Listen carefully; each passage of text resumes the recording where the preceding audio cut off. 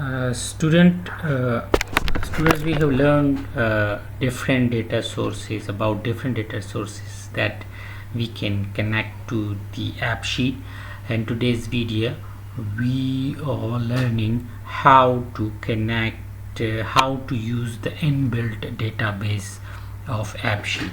As you go to the main interface of AppSheet, here you can see this create button, and there you can see this database. And when you click on new database, here as we built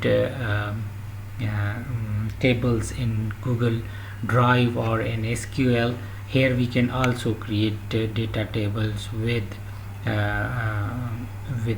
data type. Here you can see you create you select all the existing dummy data, you delete all this, and you can delete all the dummy sample columns and make it you can create new columns. How you will create new column?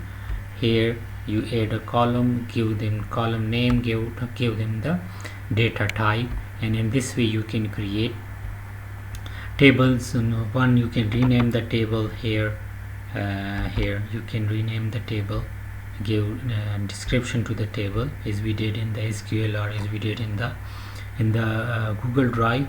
You can add table from here in this way, but there is a limit, only 20 tables you can add to it. And we will be talking about the limits later on. And now let me show you that how we can, let's say if we build the tables database, and how we will connect, how we will create app on top of that. So here we will go in create button, click and start existing data, and here when you choose your data, here you will select this. As you will select this, it will pick the data tables from your AppSheet Inbuilt database. Thank you so much.